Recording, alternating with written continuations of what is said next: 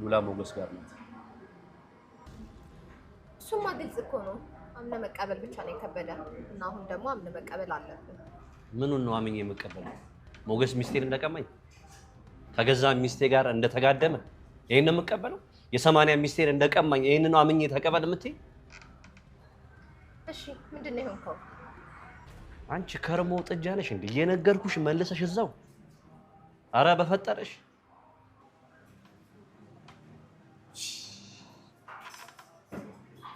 ስማ ዝና፣ እነ ብሩክ ቤት እኮ ሄጄ የክሱን ወረቀት ሰጠኋቸው። ያው የይግባኝ ማለት ነው።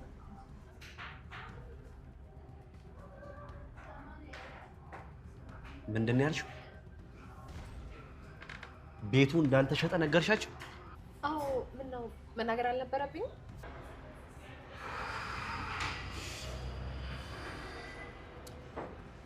ምንድን ነው የሚሻለኝ? አንቺ ምን አይነት ማህይብ የሆንሽ ሰው ነሽ? ምን ያህል ብትደደቢ ነው ግን እንደዚህ የምታረጊው?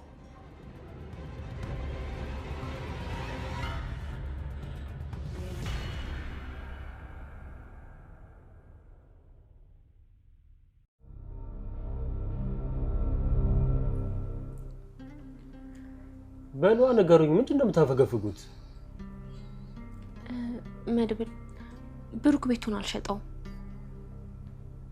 ማለት ቦራ ቤቱን ሽጦ ምሳሌ እንዳሳከማት ነበር የምናውቀው። ግን ቤቱ አልተሸጠም እያሉ ነው አሁን። ቆይ እናንተ እንዴት አወቃችሁ? ማን ነገራችሁ? ያቺ ማለት ናታ። ቤቱ አልተሸጠም የውርስ ክርክሬን እንደገና ከፍታለሁ እያለች እኮ ነው። እርግጠኛ ናችሁ? ኪድዬ ቆይ ታዲያ ገንዘቡን ኬት አምጥቶ አሳከማት? እኔ እንጃ። እኛም እሱን እኮ ግራ ይገባል።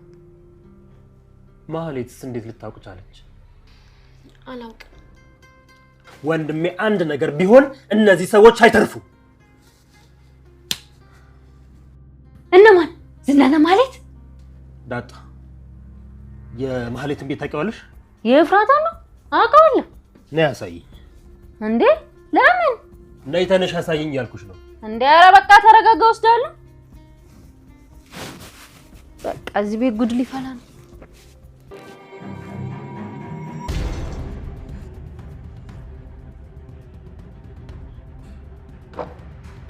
ምን ያክል ማሰብ እንደው አይምሮ ቢሳነሽ ነው ቤታቸው ድረስ ሄደሽ የነገርሻቸው? ይቅርታ፣ በጣም ይቅርታ ዝና። ይቅርታ ተበይኝ።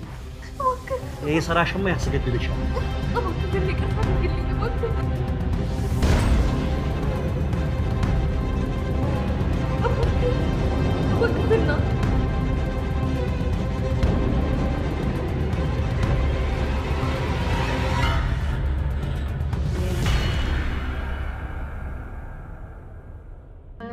በዚያች ሀገር ደግሞ ሳይንስን በክፉ ብቻ የሚያነሳ ማህበረሰብ ነውና የሚበዛው።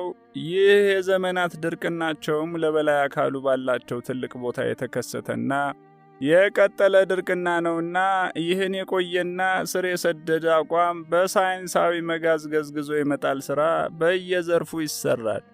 በዚያች ሀገር ደግሞ ሳይንስን በክፉ ብቻ የሚያነሳ ማህበረሰብ ነውና የሚበዛው። ይህ የዘመናት ድርቅናቸውም ለበላይ አካሉ ባላቸው ትልቅ ቦታ የተከሰተና የቀጠለ ድርቅና ነውና ይህን የቆየና ስር የሰደደ አቋም በሳይንሳዊ መጋዝ ገዝግዞ የመጣል ሥራ በየዘርፉ ይሰራል። በሌላ አገላለጥ ሰዎች ተፈጥሮንና ሕግጋቷን ሲያከብሩ የበላይ አካሉን ማክበራቸውና ለእርሱ መገዛታቸው እንደሆነ ሁሉ ሰዎች ለሳይንስና ለሳይንስ ውጤቶች አክብሮት ሲኖራቸው ለልዑላችን መገዛታቸው ነውና ይህ አይነቱ አካሄድ በተለይ በዚያች ሀገር ተጠናክሮ መቀጠል ያለበትና በየዘርፉ ሊዘመትበት የሚገባ ጉዳይ ሆኖ አግኝተነዋል። አለዚያ ያንን ሁሉ አድባራትና ገዳማት፣ ያንን ሁሉ ለበላይ አካሉ ሲባል የተገነባን የእምነት ተቋማት እንዲሁ በቀላሉ ማፈራረስ ሊከብደን ይችላል። ስለዚህ ኢትዮጵያንና ሕዝቦቿን በቁጥጥር ስር ለመዋል ከተፈለገ ይህን እምነትና ሃይማኖት መናድና ማንኮታኮት የግድ ነው። ሳይንስንና ቴክኖሎጂን መፈለግና መቀበል በሂደትም ማምለክ እንዲጀምሩ ከተደረገ ይህን እምነታቸውን መናድ ቀላል ይሆናል። ይህን ለማድረግ ደግሞ ከዘመንና ከዘመናዊነት ጋር ተቀናብረውና ተዋህደው የሚቀርቡና ተጨባጭ ውጤት የሚያሳዩ ጥቅሞችን እንዲያገኙ ማድረግ አስፈላጊ ነው። ወቅቱ ደግሞ የኛ ወቅት ነውና ይህንኑ እናደርጋለን። ይህን በመፈጸም ሕዝቡን ወደ ልዑላችን ሽግግር ማምጣት ይቻለናል። የኛ የሚሉትን ነገር ሁሉ የኛና የልዑላችን ውጤት ብቻ እንዲሆን ማድረግ ዘመኑ የሚጠይቀን ወሳኝ ሥራ ነው። ነጠቃውን የምናካሂደውም ለዚሁ ስንል ነው። የኛ ወይም የአምላካችን ስጦታ የሚሏት አንዲትም ነገር እንዳትኖር አድርገን ነው አገርና ሕዝቡን በዘዴ የምንጠቀልለው። ከጤፍ እስከ ሽምብራ፣ ከመሬት እስከ ሰማይ፣ ከክረምት እስከ በጋ፣ ከውሃ እስከ ጨው የኛ ወይም የአምላካችን ስጦታ ወይም የፈጣሪ ጸጋ የእርሱ ሥራ ከሚል ያረጀ ያፈጀ ብሂል ማስወጣት አለብን። ለዚህ ነው የተቀናጀ የግብርናና የኢንዱስትሪ ልማት ወደሚል አስደሳች ዘዴ መጣ ነው። ግልጽ ሆነልህ? አሁን ንግሥት ሆይ ክብር ለልዑሉ አሜን የሚል አሰልቺ የጋራ ድምፅ። ቀጥል ተባሉ ኢሮፒያን ዩኒየን የሚወክሉት የቤልጅየሙ መሪ። አመሰግናለሁ ንግሥት ሆይ። ክብር ለልዑላችን ይሁን። እነዚህን ሰፋፊ ሥራዎች ስንሠራ በተለይም በየኢንዱስትሪ ዞኖችና በየግብርና ምርት ማቀነባበሪያ ማዕከሎቻችን ውስጥ በተለያዩ የሥራ ዘርፍ የምንቀጥራቸው ኢትዮጵያዊ ሠራተኞች ይኖራሉ። መንግሥታቸውም ሆነ ሕዝቡ ለአካባቢው ነዋሪ የሥራ ዕድል ተፈጥሮለት ሲሳተፍ ካላየ መጠነኛ ማጉረምረም ውስጥ ሊገቡ ይችላሉና ያን ማድረግ የግድ ነው። ይህን ስናደርግ የሚሰራው ምስጢራዊ ሥራ የዚያች አገር ዜጎች በሆኑ ሠራተኞች በኩል አፈትልኮ ሊወጣ የሚችልበት ዕድል አይኖርም ብለን እናስብ። እነዚህን መሰል ጥቃቅን ክፍተቶች እንደዋዛ ቀለል አድርጎ ማየት አደጋ ይኖረዋልና በዚህ ዙሪያ ምን ታስቧል?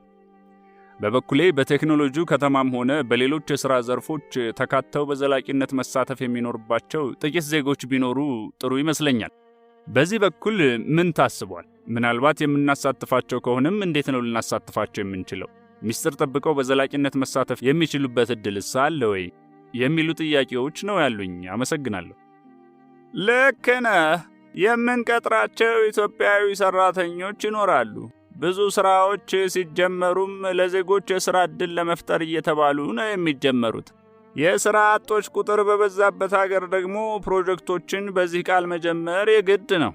በዚህ ቃል መጀመር ብቻ ሳይሆን በትክክልም ወደ ተግባር ሲገባ ኢትዮጵያዊ ዜጎችን ሠራተኛ አድርጎ ቀጥሮ ማሰራትና ለዜጎች የተፈጠረውን የሥራ ዕድል በተግባር ማሳየት ያስፈልጋል። ስለዚህ ከቁፋሮና ከምንጣሮ ጀምሮ በሌሎች ቀለል ባሉ የሥራ ዘርፎች የሚሰማሩ ዜጎችን መቅጠራችን አይቀርም። ሥራው መሠረት እስኪይዝ ድረስ ቀጥረን እናሰራቸዋለን። የምንቀጥራቸውን ኢትዮጵያውያንም ለጊዜውም ቢሆን ከሌላው ሠራተኛ የተለየ ትኩረት አድርገን የምንንከባከባቸው ይሆናል። በክፍያ እያስደሰትን ተጠቃሚነታቸውን በተግባር እያረጋገጥን ፕሮጀክቱ ለአገሪቱና ለሕዝቡ ስለሚሰጠው ጥቅም ምስክርነታቸውን ለሕዝቡ በየመገናኛ ብዙሃኑ ደጋግመው እንዲሰጡ እናደርጋለን። ነገር ግን ለጊዜው ነው። በዚህ መልኩ ጀምረን በየዘርፉ የሽፋን ሥራችን በተጠናከረ መንገድ በአግባቡ እየሠራን ካሳየንና የምርት ስርጭታችንንም ሆነ ሌላውን ነገር እያስተዋወቅን ንግዱን እየመራን እየሸለምን እርዳታም ብድርም እየሰጠን ከታወቅንና ተወዳጅነትንና ተቀባይነትን ካገኘን በኋላ ቦታዎቹንም እስከምንፈልገው ጊዜ ድረስ በተለያዩ ሕጋዊ መንገዶች ተቀብለን ከወረስን በኋላ ወደ ዋናው ምስጢራዊ ተግባራችን ስንገባ አሰራሩን በከፊል ወይም ሙሉ በሙሉ በሮቦቶች ስለምንቀይርና ሠራተኛውን ስለምናሰናብት ምስጢሩ የሚወጣበት ምክንያት አይኖርም። በደንብ ከተጠናከርንና አሰራሩን በሮቦት ከቀየርን በኋላ ለሁሉም ሠራተኛ ተገቢውን ክፍያና አስፈላጊ ከሆነም የዕድሜ ልክ ደሞዛቸውን ሰጥተን በፈገግታና በደስታ ነውና የምናሰናብታቸው። በዚያ ዙሪያ ችግር አይኖርም። ይህን ስል ግን በኢንዱስትሪ ዘርፎች በኩል በሚሰራ የሽፋን ሥራ እየተሳተፉ የሚቀጥሉ ዜጎች አይኖሩም ማለት አይደለም።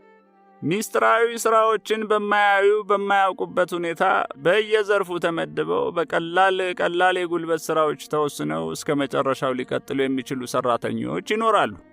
ሌላው ምስጢራዊ ሥራ ግን በኢትዮጵያውያን ዕውቀትና ችሎታ የሚሰራ አይደለምና ሊሳተፉ አይችሉም። በዚያ ረቂቅ የቴክኖሎጂ ግንባታ ዙሪያ በሥራው መሳተፍ አይደለም ምንነቱን እንኳ ማወቅ የሚችል ዕውቀት ያለው ሰው እነሱ ውስጥ የለም። ምስጢራዊ ሥራውም በእነሱ እጅ የሚነካ አይደለም። ጭዝ በሚል የሊድ ብየዳ የሚሠራ ሥራ የለም። ምናልባት ከብዙ የሳተላይት ጨረር አጥሮቻችን ውጭ ያለውን የሌላኛውን ሌላኛ አጥር ካልሆነ በቀር በቴክኖሎጂ ከተማው እነሱም ሆነ ሌሎች ዓለማችን ታዋቂ የግንባታ ባለሙያዎችና መሐንዲሶች የሚሳተፉበት ተራ ሥራ አይደለም። አካባቢውን በማፍረስና በመደልደል ጫካዎችን በመመንጠር ሊሳተፉ ይችላሉ እንጂ ተሽከርካሪያቸው ብሎኬት ጭኖ መጥቶ እየደፋልን ኢንጂነሮቻቸው ሜትር ይዘው እየለኩ የሚሰራ ሥራ በዚያች ድንቅ የቴክኖሎጂ ከተማ አይኖርም። የማይካ መነጽር አድርገው የሚበይዱ፣ ቱታ ለብሰው መዶሻ ይዘው የሚቀጠቅጡ፣ ሚስማር የሚያቀብሉ፣ ገመድ የሚጎትቱ፣ ውሃ የሚያጠጡ፣ ሲሚንቶ የሚያቦኩ ባለሙያዎች የሚያስፈልጉት አይደለም። እንዲያውም በሰው እጅ የማይነኩ ሥራዎች የሚበዙበት ነው። ከግንባታው በኋላ ግን ጥቂት ኢትዮጵያውያንን ለማስገባት የሚያስችል ሌላ የዘየድነው ዘዴ አለ።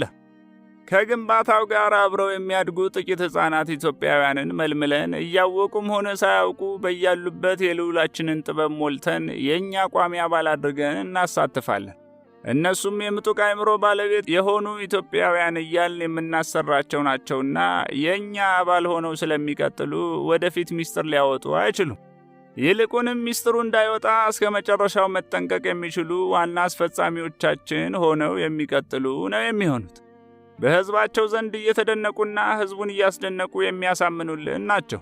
አዎን፣ የልዑላችንን ረቂቅ ጥበብ የተሞሉ ብላቴኖችን ከየአቅጣጫው ከየክልሉ ቀስ በቀስ እናስነሳለን። ባልተለመደ ረቂቅ ዕውቀታቸውም ታዋቂና ዝነኛ እንዲሆኑ እናደርጋለን። እነዚያ ብላቴኖች እሳት የላሱ የዚያች አገር ዜጎች መሆናቸውንም ሕዝቡ ቀድሞ ያውቃል። በምን ያውቃል? ቀድመው በሚሰጧቸው በስፔስ ሳይንስ ዙሪያ በሚያጠነጥኑ ትንታኔዎች፣ ባልተለመደና ከተፈጥሯዊ የአስተዳደግ ሂደት ውጭ በሆነ ሁኔታ ደርሰው ረቂቅ ሳይንሳዊ ዕውቀቶቻቸውን ሲያብራሩ፣ ሲተነትኑ ይታወቃሉ። በዚህ ብቻ አይደለም። በብዙ ዘርፎች በዚያች አገር በተለይ ረቂቅ የሳይንስና የቴክኖሎጂ ውጤቶች ይፋ ሲደረጉና ሲታዩ፣ ሲለማመዱና ሲተገበሩ ኢትዮጵያውያን ወጣቶች የተሳተፉበት እየተባለ የሚቀጥል ነው የሚሆነው። በሂደት እነዚያ ኢትዮጵያዊ ዜጎች ተሰባስበው በተመቻቸላቸው ዕድል እየተባለ ወደ የቴክኖሎጂ መንደሮች እየገቡ እንዲሳተፉ ይደረጋል።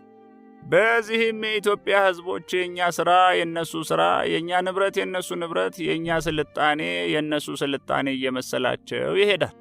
ከእነዚህና ከእነዚህ መሰል ሠራተኞች በስተቀር ሌላው ሠራተኛ ተብሎ በየከተማ ቅርንጫፍ ቢሮዎች የወረቀት ሥራ የሚሠራ፣ የግንባታ ቦታው ቆፋሪ፣ ጫኝና ወራጅ፣ ለተነሽ ገበሬዎች ግምት ሰጪ፣ ወለሉን ደልዳይና ጫካውን መንጣሪ ሆኖ ቀጥሎ በስተመጨረሻ ራሱ የሚመነጠር ስለሆነ ምስጢሩ የሚወጣበት መንገድና ምክንያት አይኖርምና አያሳስብህ፣ አያሳስባችሁ ነው መልሴ። ቀጥል አሉ ወደ ህንዱ መሪ እየጠቆሙ። አመሰግናለሁ ንግሥት ሆይ። ክብር ለባለ ድል አብዮተኛችን ይሁን።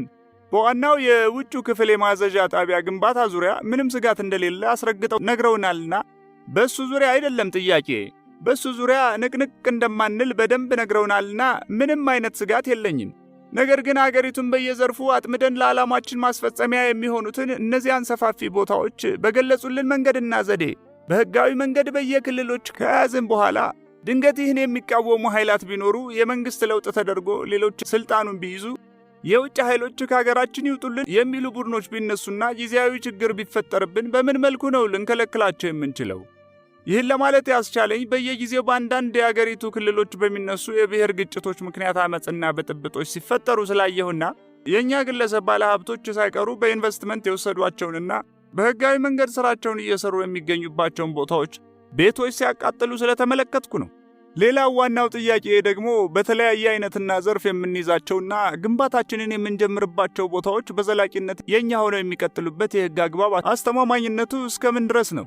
ቦታዎቹ እስከ መጨረሻው የእኛ ሆነው እንደሚቀጥሉና የእኛ ሆነው እንደሚቀሩ እርግጠኞች የሆነውስ እንዴት ነው የሚል ነው። አመሰግናለሁ። መልካም። ዜጎች ያለ ምክንያት ለአመፅ አይነሱም። ወይ ተቸግረዋል ወይ ሥራ ይፈልጋሉ።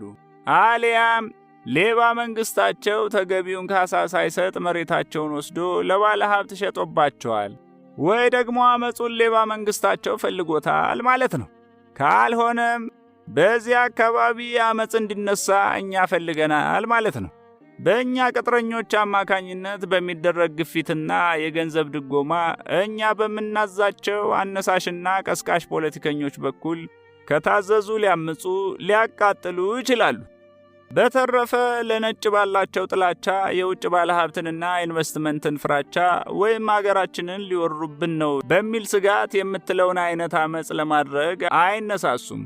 ዞሮ ዞሮ አካባቢው ላይ ያለ የዳቦ ጥያቄና የገንዘብ ፍላጎት ነው በዋናነት ለአመጽ የሚዳርጋቸው። እልፍ ሲል ለፖለቲካ ትርፍ ሲባል የሚደረግ አመጽ ነው የሚኖረው። እኛ ደግሞ ወደ ተግባር ስንገባ እነዚህን ጥቃቅን ክፍተቶች ሞቅ ባለ የገንዘብ ኃይል ስለምንደፍን ያን ያህል አያሳስብህ። ምናልባት ጥቂት አገር ወዳድ ቡድኖች ተነስተው ተቃውሞ ቢያነሱና ህዝቡን ለማነሳሳት ቢሞክሩ እንኳ እነሱንም በከፍተኛ የገንዘብ ችሮታ ማሳመንና ቡድናቸውን ወደኛ አምጥቶ ተባባሪ ማድረግ የምንችልበት ሰፊ ዕድል ያለ መጥቻለሁ። መሳይ መኮንን ነኝ። ተመልካቾቻችን ሰበር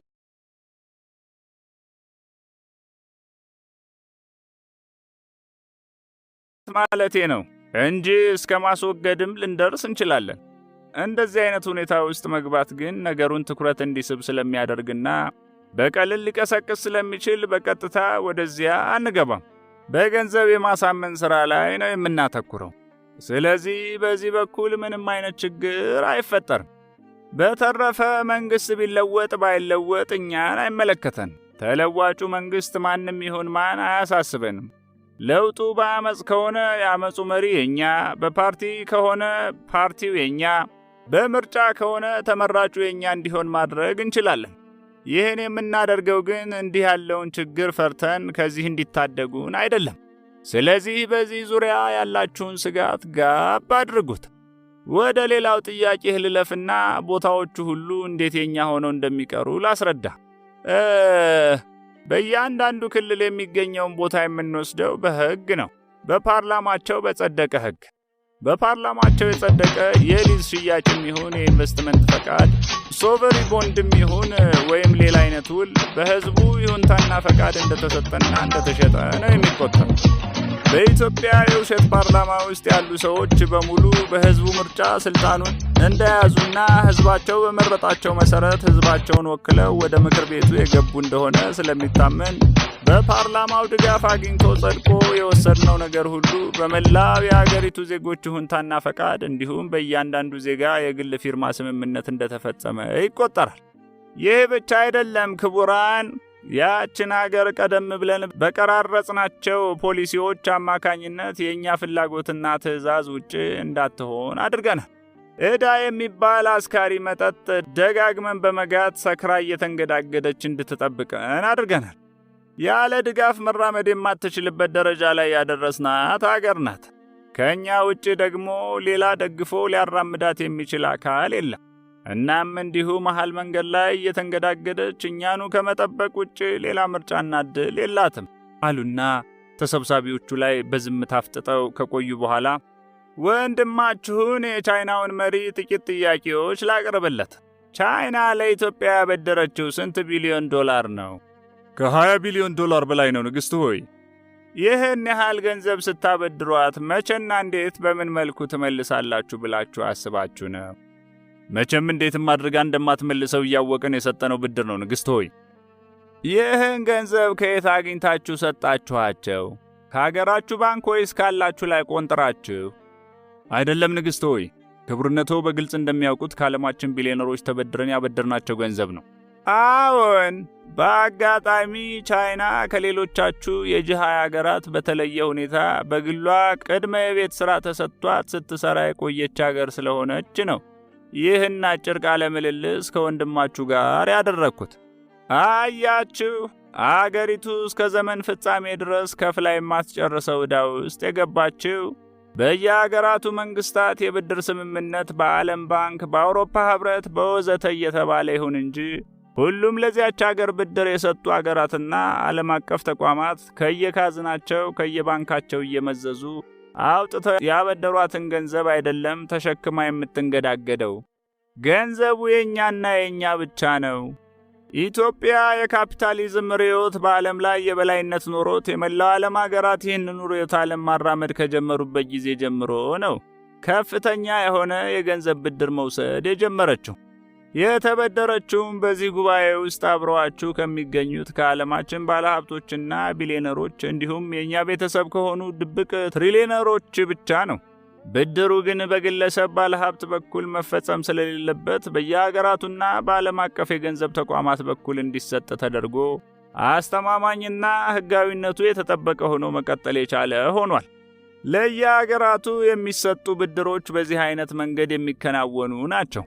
እኛ ወይም ባለሀብቱ ለየሀገራቱ አሊያም ለገንዘብ ተቋማት ያበድራሉ። ያ የተበደሩት ገንዘብ ሲመለስ ተበድረው ለሰጡት አካል መልሰው ይሰጣሉ።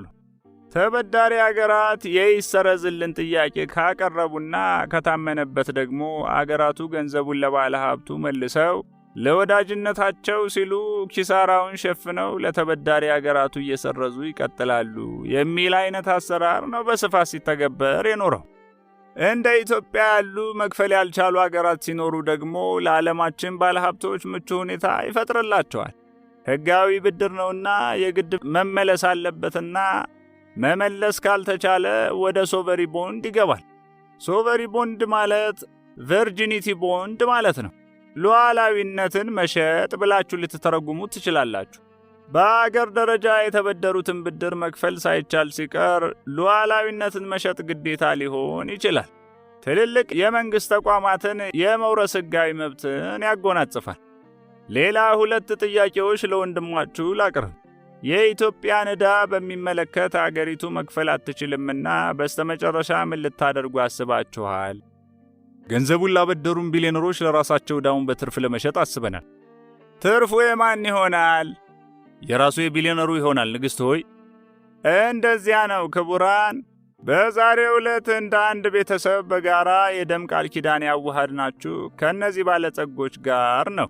እያንዳንዱ የሀያል አገራት ባለሀብት ዕዳውን ከአበዳሪ አገራት እየገዛ ወደ አገሪቱ የመግባትና ብድሩን በፈለገው ምርት በፈለገው መንገድ ባሻው ዘርፍ ተሰማርቶ ያሻውን መሬት ወስዶ ያሻውን የመንግሥት ተቋም ወርሶ ከዚያች አገር የማስመለስ ሕጋዊ መብት አለው። እነዚህ የዓለማችን ታላላቅ ባለሀብቶች ከአበዳሪ አገራት ብድሩን መግዛት ይችላሉ ማለት በሌላ አጭር አገላለጥ አገሪቱን ቅኝ ይገዛሉ ማለት እንደሆነ በደንብ የገባችሁ ይመስለኛል። ስለዚህ መንግሥት ተለወጠ አልተለወጠ ለእኛ ምንም ማለት ነው። እናም የወደፊቷ ኢትዮጵያ የእነዚህ ባለሀብቶችና የቤተሰቦቻቸው ወይም የቤተሰቦቻችን የግል ርስት የምትሆን እንደሆነች ወቁትና እፎይ በሉልኝ ማለት እፈልጋለሁ። ይቅርታ ይደረግልኝ ንግሥት ሆይ፣ ምላሽዎ ጥያቄን እንድቀጥል አስገድዶኛል። ከአሁኑ ምላሽዎ ተነስቼ አንድ ተጨማሪ ጥያቄ ማቅረብ እችል ይሆን? እባክዎ። ይቻላል። በልዑላችን ዘንድ ሁሉም ይቻላል። የማይቻለው አይቻልም የሚል ቃል ብቻ ነው። እባክህ ቀጥል ሲሉ ፈቀዱ። አመሰግናለሁ። አገሪቱ ከፍላ በማትጨርሰው ዕዳ መዘፈቋን በተዘዋዋሪ የዕድሜ ልክ ቅኝ ተገዥ መሆኗ መልካም ነው። በክብርነቶና በቤተሰቦ በኩል ቀድሞ የተሰሩ ሥራዎችም የሚደነቁና የሚያስመሰግኑ ናቸው። ሆኖም ብዙ ነገሮችን የምናከናውነው ሕጋዊ አገባቦችንና ሌሎች ዘዴዎችንም እንዳሉ ሆነው በዋናነት በገንዘብ ኃይል እንደሆነ እስከ መረዳት መድረስ ትንሽ ጥያቄ ስለፈጠረብኝ ነው። እና ይህን ሁሉ ነገር በገንዘብ ኃይል ብቻ በቁጥጥር ስር መዋል ይቻለናል ብለን እናስብ። መንግሥታቸው በሕግ አግባብ ቢስማማ እንኳን ሕዝቡ መንግሥትን አልሰማም ብሎ በራሱ መንገድ ቢቃወምና ቢያምጽስ? ይህን ለማለት ያስቻለኝ የአገሪቱ ጉዳይ ነው ንግሥት ሆይ። ኢትዮጵያውያን ከገንዘብ ይልቅ ሃይማኖትና እምነታቸውን የሚመርጡ ከስልጣኔ ይልቅ ባህልና ልማዳቸውን ማክበርን የሚያስቀድሙ እንደሆኑ ነው ታሪክ የሚነግረን። ቀደም ሲል ክቡርነቶ በተንቀሳቃሽ ምስል አስደግፈው እንዳሳዩንና እንዳብራሩልንም የዚያች አገር ሕዝቦች ሕይወታቸውን ከተፈጥሮ ጋር ብቻ አስተሳስረው ያለ ገንዘብ ኑሯቸውን መቀጠል የቻሉ ሕዝቦች ሆነው ከመቆየታቸው አንጻር ነው ይህን ጥያቄ ለማንሳት የተገደድኩት። ስለዚህ በዚህ ዙሪያ አጥጋቢ ምላሽ ቢሰጡን መልካም ነው። ሌላው ከዚሁ ጋር አያይዤ መጠየቅ የምፈልገው አሁን በክቡርነቶ በኩል ዓለምን ትተው ከበላይ አካሉ ጋር ጥምረት ፈጥረው ከእርሱ በሚለገሳቸው መንፈሳዊ ጥበብ አማካኝነት ጥቃቶችን ሊሰነዝሩና ግንባታችንን ለማደናቀፍ የሚሞክሩ ተብለው የተገለጹ ኢትዮጵያ ውስጥ ያሉ መንፈሳዊ ሰዎች በስተመጨረሻ የምናደርገውን የማይክሮቺፕ ገጠማ ቢቃወሙና የእነርሱን ምክርና ትዕዛዝ የሚቀበሉ ወገኖች በርክተው በእንቢተኝነታቸው ቢጸኑ ምን አይነት እርምጃ ለመውሰድ ታስቧል? መንግስታቸውስ የእነዚህ ተሰሚነት ያላቸው መንፈሳዊ ሰዎች ጫና በዝቶበት ማስፈጸም ባይችል ወይም በእሽባዮችና በእምቢባዮች መካከል አንዳች ጊዜ ጎታች ሁኔታ ቢከሰት ይሄን ዘዴ ተጠቅመን በሁሉም ዘንድ ተግባራዊ እናደርጋለን ተብሎ የተቀመጠ ሌላ አማራጭ ዘዴ ይኖር ይሆን?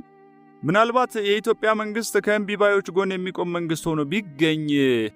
አመሰግናለሁ በማለት ባልተለመደ ሁኔታ ከንግስቲቱ ምላሽ ተነስተው ሌሎች ተጨማሪ ጥያቄዎችን በማቅረብና በመሞገት ጉባኤውን የህንድ ፓርላማ ሊያስመስሉት ሞከሩ። ንግስቲቱም አንገታቸውን ላይታች እያወዛወዙ ታግሰው ሲያዳምጧቸው ቆዩና ወደ ምላሻቸው አለፉ። ክቡራን፣ ከልዑላችን ስር ሆኖ ዓለማችንን የሚመራውና የሚያስተዳድረው ገንዘብ ነው። እኛ ልጆቹና ታማኞቹ ደግሞ ቀደም ብለን በካፒታሊዝም የፖለቲካ ርዕዮት አማካኝነት የዓለም ገንዘቦች ሁሉ በውስን ቤተሰቦቻችን ብቻ እንዲሰበሰቡና በእኛና በቤተሰቦቻችን አባላት ስር ብቻ እንዲገኙ ስናደርግ በምክንያት ነው። ምክንያታችንም ወደፊት ዓለምን የሚገዛው በዋናነት ገንዘብ መሆኑን ቀድሞ ከመረዳት የመነጨ ምክንያት ነው። በአሁኑ ወቅት የትኛውም አገርና መንግሥት ከዓለም አቀፍ የኢኮኖሚ ጫና ነፃ አይደለም። የዓለማችን ኢኮኖሚ የሚዘወረው ደግሞ በእኛ ነው። በእኛ ስለሆነ ከእኛ ውጭ ሆኖ መቀጠል የሚችል አገርና መንግሥት ብሎም ሕዝብ እንደሌለ ግልጽ ሊሆንላችሁ ይገባል። የገንዘብ ፍልስፍና በራሱ ቀላል ፍልስፍና ሊመስላችሁ ይችላል። በተለምዶ ገንዘብ እየተባለ የሚጠራ በሆነ ጊዜና አጋጣሚ በቀድሞ ፈላስፎች የግል አስተሳሰብና በአንዳንድ የቀድሞ ነገሥታት ዕውቀትና ፍላጎት የተጀመሩ ሰዎች ለመገበያየት ሲሉ የተፈጠሩት ተራ ዘዴ ሊመስላችሁ ይችላል። በሂደትና በልምምድ እየተስፋፋ እየተለመደ ስር እየሰደደ የሄደ ከተራ ታሪካዊ ገጠመኝ ተነስቶ እዚህ ደረጃ የደረሰ አድርጋችሁ ልትቆጥሩትም ትችላላችሁ። ከዚህ ባለፈ የገንዘብን አስፈላጊነት ታውቃላችሁ፣ ስለ ጥቅሙም ትገልጻላችሁ እንጂ ስለ ረቂቅ ፍልስፍናነቱ ለአፍታ ያህል እንኳ አስባችሁ እንደማታውቁ እርግጠኛ ነኝ። ልብ ብላችሁ ካስተዋላችሁትና ትኩረት ሰጥታችሁ ከመረመራችሁት ግን የዓለማችን ከባድ ወይም ድንቅ ፍልስፍና የገንዘብ ፍልስፍና መሆኑን ትረዳላችሁ። የገንዘብ ፍልስፍና ደግሞ በቀጥታ ምንጩ ወይም ፈልሳፊው ሰው ሳይሆን ራሱ ልዑላችን ነው። የገንዘብ ሥርዓተ ዘዴ ዓለምንና ሕዝቦቿን ለመቆጣጠር የሚረዳ ብቸኛው መንገድ ነውና ልዑላችን ይህን ድንቅ አሰራር በምድር ላይ በመዘርጋት ብቻ ምድርንና በውስጧ ያለውን ሁሉ ሰውንም እንስሳውንም ጨምሮ ምድርን ከነሁለንተናዋ በቀላሉ በእርሱ ቁጥጥር ስር ማድረግ አስችሎታል። ልብ በሉ፣ ገንዘብ የሚባለው ወረቀት ነው። ከቆዳ አይነት ወይም ከወረቀት አይነት አሊያም ከነሐስና ከመዳብ ወይም ከብረት ነክ ማዕድን የሚሰራ ተራ ነገር። በቃ ወረቀት። ከወረቀትም ቁርጥራጭ ወረቀት ለግድግዳ ማስዋቢያ አይሆን፣ እንደ ሶፍት ሆኖ ለመጸዳጃ ቤት አያገለግል፣ ተቀጣጥሎ ተሰፍቶ ዘንቢል ሆኖ አያገለግል፣ ለመጻፊያነት አይሆን። በቃ ወረቀት። ነገር ግን ፍልስፍናው ረቂቅ ነው ክቡራን።